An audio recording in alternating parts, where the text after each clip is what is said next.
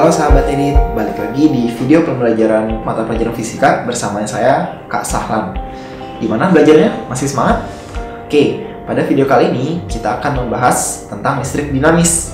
Nah, di video listrik dinamis ini, kakak akan membagi menjadi 4 part. Part pertama tentang arus listrik dan pengukuran, part kedua tentang hukum Ohm, part ketiga tentang hukum Kirchhoff, dan part keempat tentang energi dan daya listrik. Nah, sebelum kita masuk ke pembahasan inti, kita pelajari dulu yuk, apa sih sebenarnya listrik dinamis itu? Nah, sebenarnya dalam ilmu fisika itu, pembahasan tentang listrik ada dua macam. Yang pertama listrik dinamis, yang kedua listrik statis. Listrik statis ini ntar ada di video berikutnya. Nah, listrik dinamis itu apa sih sebenarnya? Listrik dinamis itu belajar tentang hukum fisika dari muatan listrik yang bergerak. Jadi, arus listrik, terus tegangannya seperti apa, itu akan kita pelajari di listrik dinamis ini sendiri. Nah, listrik dinamis sebenarnya ada dua macam. Listrik dinamis arus searah atau DC, direct current, dan yang kedua listrik dinamis arus bolak-balik atau AC, alternating current. Nah, di video kali ini, di video part 1 ini, kita akan belajar listrik dinamis untuk arus searah. Oke, sudah siap belajar listrik dinamis?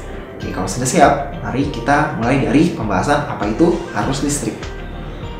Oke, arus listrik itu bisa didefinisikan sebagai aliran muatan listrik atau banyaknya muatan listrik yang mengalir setiap satuan waktu.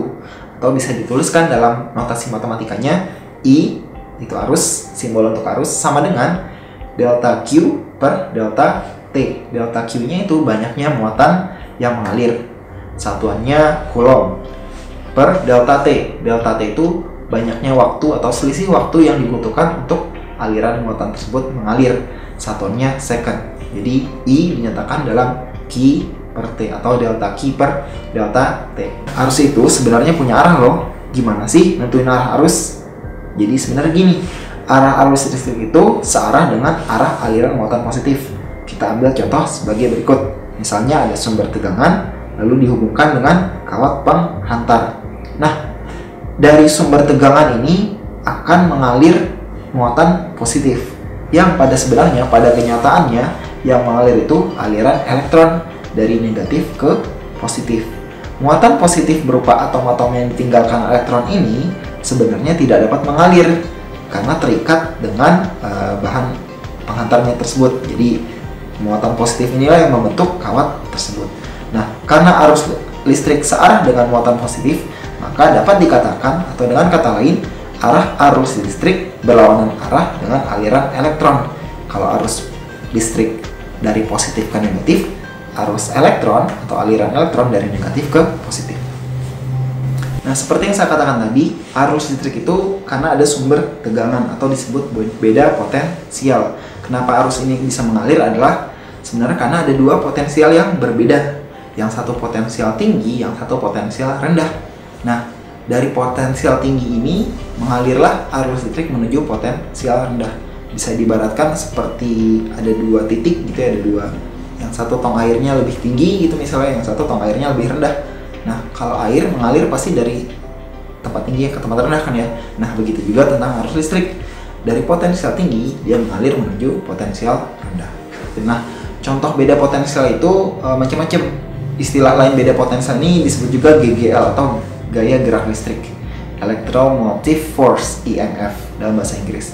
Nah, contoh GGL ini macam-macam, ada baterai, terus ada aki, misalnya ada dinamo. Nah, baterai, aki, dinamo ini kalau teman-teman tahu ya, itu dia punya dua kutub ya, yang seperti saya bilang tadi, kutub positif dan kutub negatif. Kutub positif ini punya potensial lebih tinggi dan kutub negatifnya punya potensial lebih rendah.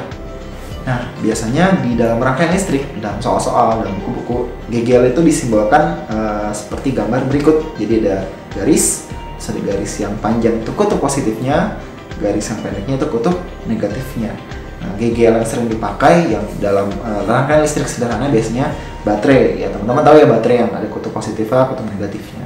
Nah, berikutnya kita akan berkenal tentang hambatan. Nah, sebelum ke hambatan, kita kenal dulu tentang bahan yang bisa menghambat listrik. Nah, jadi sebenarnya semua bahan itu bisa dibilang hambatan. Nah, dalam hambatan ini, dalam bahan ini kita kenal dengan hambat jenis. Nah, semua bahan, entah itu kayu, plastik, karet, logam, macam-macam ya, semua punya nilai hambat jenis. Tapi kalau bisa kita bedakan ya, Contohlah kayu atau karet. Nah, kayu atau karet nih punya hambat jenis yang besar. Sedangkan kalau kita ambil logam misalnya, logam ini punya hambat jenis yang kecil. Nah, kalau kita hubungkan dua bahan ini, yang satu kayu, misalnya yang satu karet ya, yang satu logam, ketika kita hubungkan dengan beda potensial atau gigal tadi, kita hubungkan untuk memunculkan arus listrik, maka bisa kita ketahui karena hambat jenisnya kayu lebih besar, dia seolah mengangkat arus listrik. Sedangkan kalau logam enggak, karena hambat jenisnya kecil, jadi dia bisa memudahkan adanya aliran elektron. Seperti itu. Nah, hambat jenis, bahan-bahan yang punya hambat jenis besar ini disebut dengan isolator, jadi yang bisa menutup atau mengangkat lah ya aliran listrik atau aliran panas. Sedangkan kalau di yang hambat jenisnya kecil bisa disebut dengan konduktor yang bisa menghantarkan listrik. Nah, besar hambatan jenis itu bisa dihitung sebenarnya. Jadi nanti kita akan kenal ya rumus yang namanya rumus menghitung nilai hambatan atau nilai resistansi, simbolnya R gitu. Nah, ini bergantung dengan jenis-jenis bahan tersebut. Nah, R ini dinyatakan dalam notasi matematikanya R sama dengan Rho atau nilai hambat jenisnya dikali L per A. L ini panjang dalam satuan meter. Panjang apa? Panjang si bahannya. Per A, A itu luas penampang si bahannya dalam satuan meter persegi, jangan satuan SI ya. Nah, Rho ini itu beda-beda untuk setiap nilai bahannya. Jadi bahan emas seperti apa, perak seperti apa. Nah, L ini panjang dan A ini luas penambang. Kalau kita lihat rumusnya ya, kalau kita lihat notasinya, R berbanding lurus dengan L panjangnya. Artinya, semakin panjang bahannya, semakin panjang bendanya, maka nilai hambatannya akan semakin besar. Dan A itu di penyebutnya ya, akan di bawah ya. Nah, semakin besar A-nya, nilai hambatannya semakin kecil. Berarti R ini berbanding terbalik dengan luas penampang. Oke, yang seperti saya bilang tadi, nilai Rho itu nilai hambat jenis berbeda-beda untuk setiap jenis bahan. Seperti yang saya katakan tadi, misalnya perak berapa. Nah, ini bisa dilihat di tabel sebelah saya ini.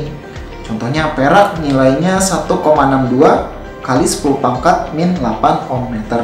Terus tembaga 1,69 kali 10 pangkat min 8 ohm meter, dan sebagainya dan sebagainya. Bisa lihat sendiri ya. Jadi emas seperti apa, timah dan lainnya seperti apa. Nah, selain jenis bahannya, nilai hambatan, nilai R juga biasa bergantung dengan suhu. Nah, hubungan antara hambatan dengan suhu ini dinyatakan dalam persamaan R sama dengan R0 dikali dalam kurung 1 tambah alfa kali delta T.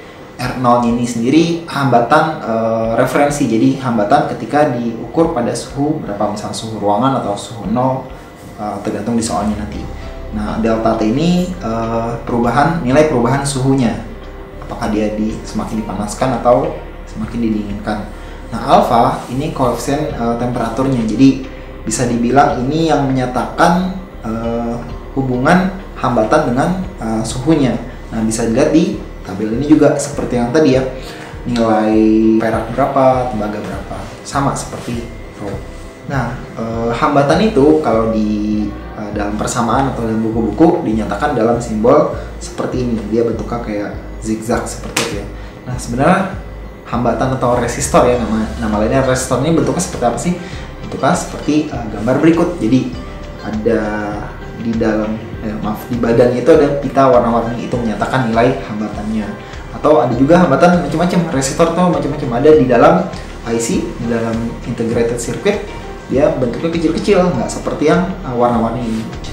Nah, sekarang kita masuk ke rangkaian hambatan listrik.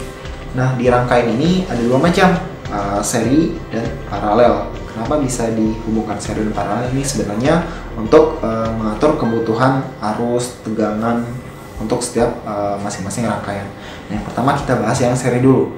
Nah, pada rangkaian seri, hambatan atau resistornya R-nya disusun secara seri, secara berderet gitu, secara berbaris seperti pada gambar. Nah, biasanya akan ditanyakan berapa nilai hambatan penggantinya. Hambatan pengganti itu hambatan total dalam rangkaian tersebut. Nah, dalam rangkaian seri, total hambatan penggantinya dinyatakan dalam RS ya, rangkaian seri resistor seri sama dengan R1 ditambah R2 ditambah R3. Jadi cukup dijumlahkan seperti biasa saja. Nah, biasanya akan ditanyakan juga arus atau tegangannya. Nah, biasanya di rangkaian seri ini punya sifat kalau arusnya itu akan sama untuk setiap hambatannya. Jadi bisa dikatakan arus I1 sama dengan I2 sama dengan I3 sama dengan I total keseluruhan rangkaiannya. Nah, bagaimana dengan tegangannya atau beda potensialnya?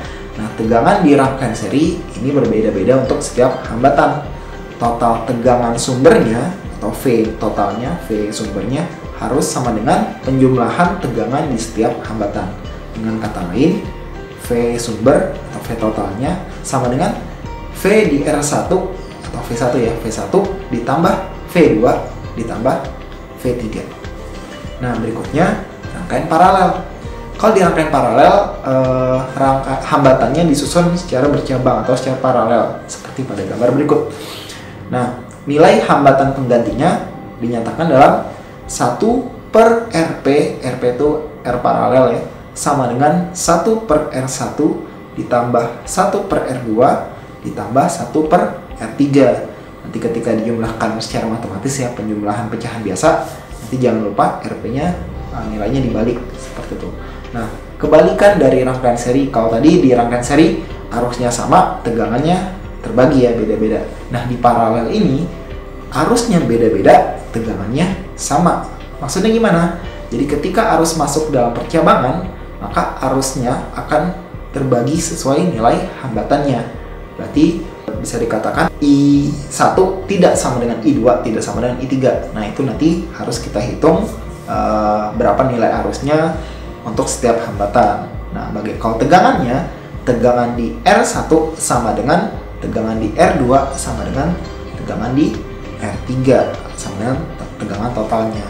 Jadi kalau di rangkaian paralel, arusnya itu terbagi-bagi ya.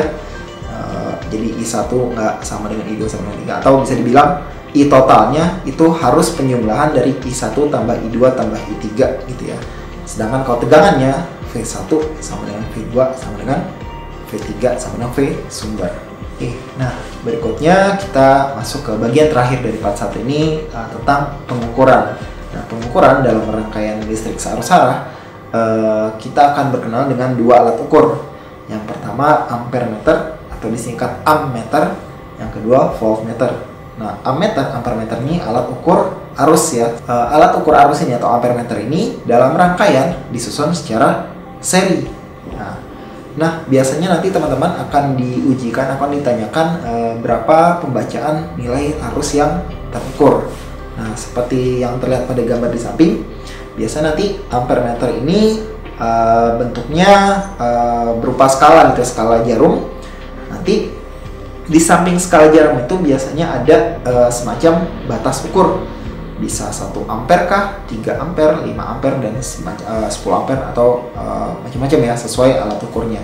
Nah, batas ukurnya apa? Batas ukurnya adalah batas ukur maksimum untuk rangkaian yang akan teman-teman ukur. Nah, gimana cara pakainya? Biasanya nanti ada dua kabel. Kabel positifnya dihubungkan ke yang ada nilai batas ukurnya, dan kabel negatifnya dihubungkan ke ground atau ke 0 gitu ya. Nah, ketika dihubungkan secara seri dalam rangkaian teman-teman, nanti jarum skalanya akan menunjukkan angka tertentu. Nah, arus yang teman-teman ukur dinyatakan dalam skalanya berapa yang terukur dibagi skala maksimum di sebelah kanan ya, ujung sebelah kanan papan skalanya dikali batas ukurnya. Sebagai contoh, misalnya dalam gambar ini, misalnya ditunjukkan angka 3 dan skala maksimumnya 5. Lalu teman-teman colokkan batas ukurnya di 10 gitu ya, misalnya 10 ampere. Berarti nilai arusnya 3/5 dikali 10 atau sama dengan 6 ampere. Nah, berikutnya alat ukur yang kedua adalah voltmeter. Untuk cara bacanya sebenarnya sama. Jadi baca skalanya yang ditunjukkan jarum per skala maksimal dikali batas ukurnya.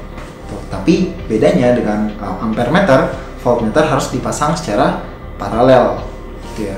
Nah, untuk alat ukur ini teman-teman harus perhatikan bahwa alat ukur nggak boleh dipasang, atau untuk mengukur tegangan atau arus yang melebihi batas ukurnya. Misalnya ada rangkaian atau ada sumber yang 220 volt, tapi teman-teman ukur dengan 10 volt. Nah, itu nggak boleh. Kenapa? Karena alat ukurnya bisa kebakar atau meledak. Oke, itu tadi semua pembahasan listrik dinamis arus arah part 1.